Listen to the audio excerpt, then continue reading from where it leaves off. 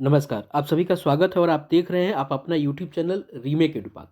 आज हम लोग इस वीडियो के माध्यम से सक्षमता परीक्षा के बाद होने वाले डॉक्यूमेंट वेरिफिकेशन में लगने वाले डॉक्यूमेंट्स के बारे में जानेंगे कि हमें किन किन डॉक्यूमेंट्स को अपने के साथ कैरी करना है और जहां डॉक्यूमेंट वेरिफिकेशन हो रहा है वहां लेके जाना है।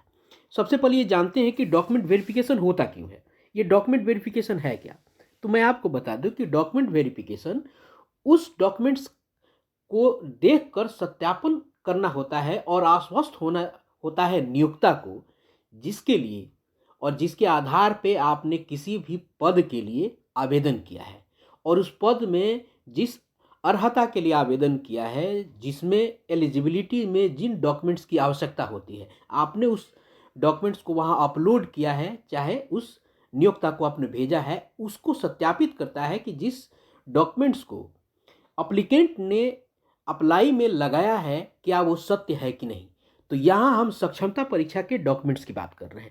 तो सक्षमता परीक्षा के डॉक्यूमेंट्स की अगर हम बात कर रहे हैं तो देखिए, सक्षमता परीक्षा में कई सारे शिक्षकों के प्रकार हैं। एक है 1 से 5 के शिक्षक, उसके बाद दूसरा है छठा से लेके 8वां तक के शिक्षक, उसके बाद आपको 9th से लेके 10th तक के शिक्षक, उसके बाद 11th और 12th तक के शिक्षक। क्लियर है? अब देखिए, मुझे यह बताने की आवश्यकता क्यों पड़ रही है, क्योंकि डॉक्यूमेंट वेरिफिकेशन में होगा क्या कि इन चारों जो कैटेगरी हमको दिख रही है, इन चारों के लिए जो शैक्षणिक प्रमाण पत्र होते हैं वो सबके अलग अलग होते हैं। तो आप सब अगर जिस संवर्ग के शिक्षक होंगे उसकी अर्हता के आधार पे आपने लगाई होगी। तो देखिए, मैट्रिक और इंटर जो है, यानी 10th और आपको इंटर, सबके लिए आवश्यक होगा, सबने लगाया होगा। मैं इनकी बात को आपको बता दूं, नहीं तो आगे जब मैं बताऊंगा, जब डॉक्यूमेंट्स वेरिफिकेशन में सारे लगने वाले डॉक्यूमेंट्स के बारे में मैं एक एक चेकआउट करके बताऊंगा, तो आपने कहा, आपने सोचा होगा, सोचेंगे कि सर ये तो हमने लगाया नहीं। तो देखिए, क्लियर, इसके पहले बिहार बोर्ड ने यह कहा था कि आपने आवेदन के समय या आपके किसी भी संवर्ग के शिक्षक होने में जो अर्हता है, जैसे अर्हता 1 से 5 के लिए क्या अर्हता है, इंटर है, इसके लिए क्या है, इंटर है। तो अगर आप इसके लिए स्नातक नहीं लगाते हैं तो कोई बात नहीं, नहीं लगाया है आपने तो कोई दिक्कत नहीं, भले आप पोस्ट ग्रेजुएट हो, लेकिन इंटर ही अर्हता होती है आप किसके लिए, 1 से 5 के लिए। वही 6 to 8 के लिए स्नातक होता है। 6 to 8 के लिए क्या होता है, स्नातक होता है। तो 6 to 8 के लिए स्नातक होता है आपको। तो आपको इसके लिए क्या, आपको डॉक्यूमेंट लगाने की क्या जरूरत है, इसमें केवल आप स्नातक का लगा सकते थे। ठीक है, इसमें जरूरी नहीं था कि आप पीजी का लगाते। तो आपने स्नातक का लगाया है तो चाहिए, ठीक है। आपको जब बताया जाएगा कि स्नातकोत्तर का प्रमाण पत्र, तो आपको उसकी जरूरत नहीं है। उसी तरह आपको जो सेम कंडीशन आपका रहता है, आपको 6 to 8 में वही शैक्षणिक योग्यता आपको मांगी जाती है, किस में, 9th और 10th में। यहाँ हो जाता है केवल बीएड आ जाता है, यहाँ केवल आप स्नातक का ही लगा सकते हैं। यहाँ आपको जरूरी नहीं है कि आप पीजी का लगाएं। क्लियर है? लेकिन अगर अगर आप 11th और 12th के हैं, अगर आप 11th और 12th के हैं, तो यहाँ आपको क्या लगाना पड़ेगा, मैट्रिक, इंटर, ग्रेजुएशन और पोस्ट ग्रेजुएशन, इन चारों को लगाना पड़ेगा। अगर आप 1 to 5 के टीचर हैं तो केवल मैट्रिक, इंटर। 1 to 5 के टीचर अगर आप हैं तो आपको क्या लगाना पड़ेगा, केवल मैट्रिक और इंटर का। 6 to 8 के टीचर हैं तो आपको ग्रेजुएशन तक लगाना होगा और पीजी तक लगाना होगा 11th और 12th को, 9th 10th में भी ग्रेजुएशन को। तो अब आइए देखते हैं कि कौन कौन से डॉक्यूमेंट हमको देना है। इन डॉक्यूमेंट्स को जानने से पहले ध्यान रखिएगा, आपने फॉर्म भरने के समय में फॉर्म जब आपने फिल किया होगा तो जिन डॉक्यूमेंट्स को आपने लगाया होगा, जिन डॉक्यूमेंट्स को आपने लगाया होगा उसी का वेरिफिकेशन होगा। तो आप जो भी डॉक्यूमेंट्स वेरिफिकेशन के लिए लेके जाएंगे, जिसको आपने फॉर्म भरने में लगाया है, उस सब की आप मूल प्रति लेके जाएंगे।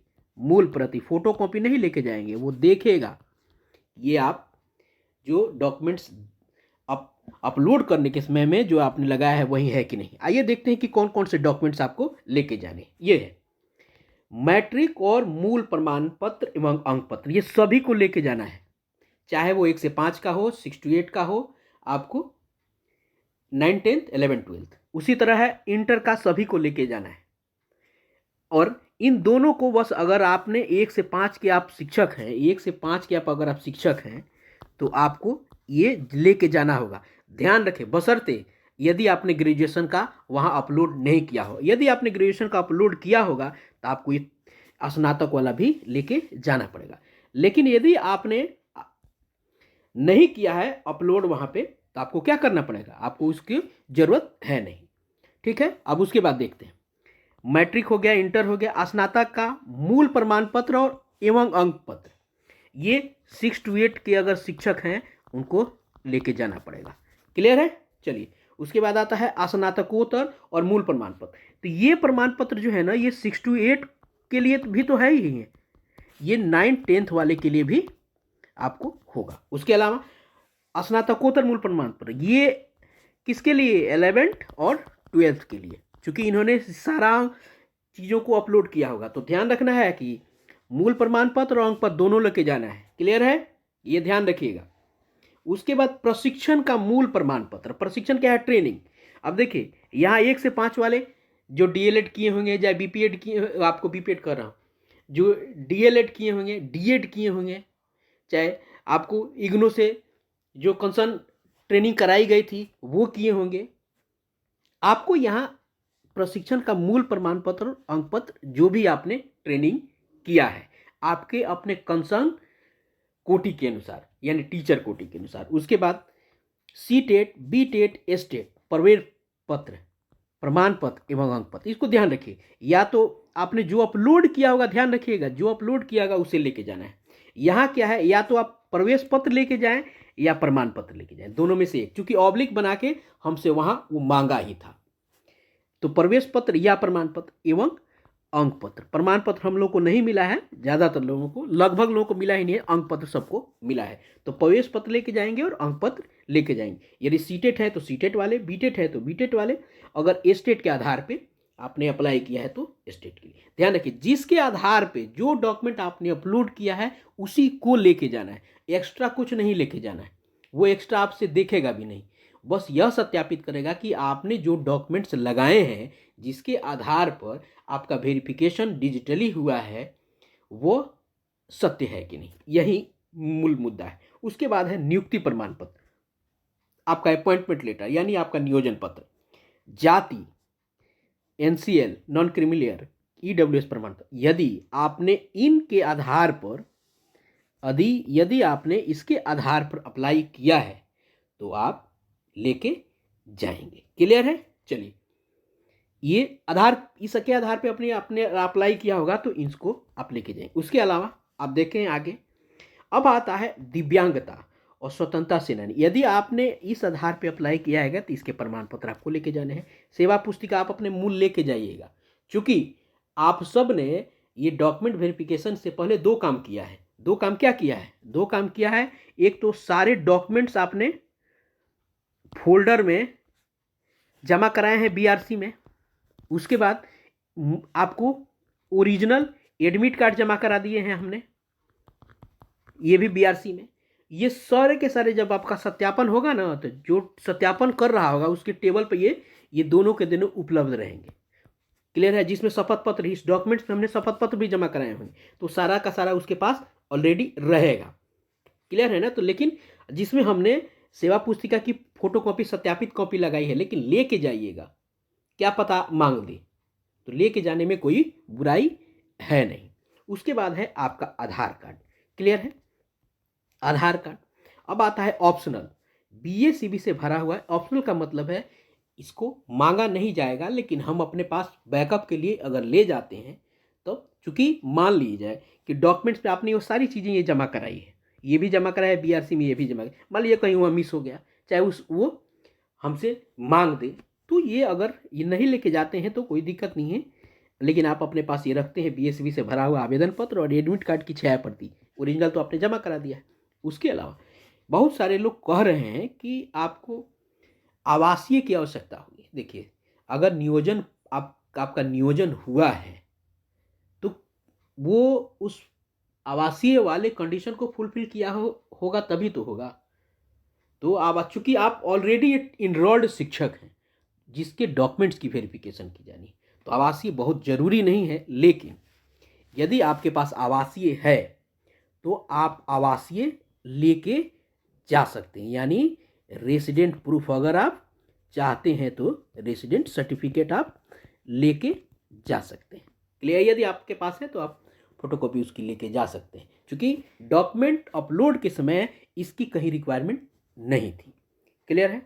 तो यदि चूंकि ये इनकी ज़रूरत कहाँ पड़ती है, इसकी ज़रूरत पड़ती है आपको जो जिस आरक्षण के आधार पे आपने यदि लगाया है, यदि इन आरक्षण के आधार पे लगाया है तो ये सारी चीज़ों के बेस में बैकअप में आवासीय ही लगता है। आवासीय के आधार पर ये सारी चीज़ें होती है। क्लियर है? तो आप यदि आप आरक्षित वर्ग से आते हैं तो आप अपने पास आवासीय जरूर लेके जाइएगा। क्लियर है? चलिए, ये है कुल बातें। और डॉक्यूमेंट वेरिफिकेशन के सारे ज़िलों में धीरे धीरे डेट आने आरंभ हो गए हैं। तो आप इन सारे डॉक्यूमेंट्स को आप ओरिजिनल मूल प्रति में लेके जाना है। ध्यान रखना है कि सबकी मूल प्रति जाएगी। जिसकी मूल प्रति आपके पास उपलब्ध नहीं है, जैसे ये, इसको कहाँ से लेके जाइए। और वैसे भी ये ऑप्शनल है, ये आपसे मांगा नहीं जाएगा, लेकिन मैं आपको एक बैकअप के लिए में बोल रहा हूँ कि उसके अलावा है आप अपने पास फ़ोटो लेके जाइएगा जो आपके पास उपलब्ध है। वैसे फ़ोटो मांगा नहीं जाएगा, लेकिन आप फ़ोटो ज़रूर लेके जाइएगा। अपने पास जो फ़ोटो होगा वो फ़ोटो ज़रूर लेके जाइएगा। क्लियर है? या आप फ़ोटो ज़रूर लेके जाइएगा। फ़ोटो की आवश्यकता पड़ सकती है वहाँ, ज़रूरी नहीं है कि पड़ेगी नहीं, लेकिन आप फ़ोटो लेके जाइएगा बैकअप में। तो इन सारी बातों की तैयारी कीजिए और आप डॉक्यूमेंट वेरिफिकेशन आप अपना कराइए।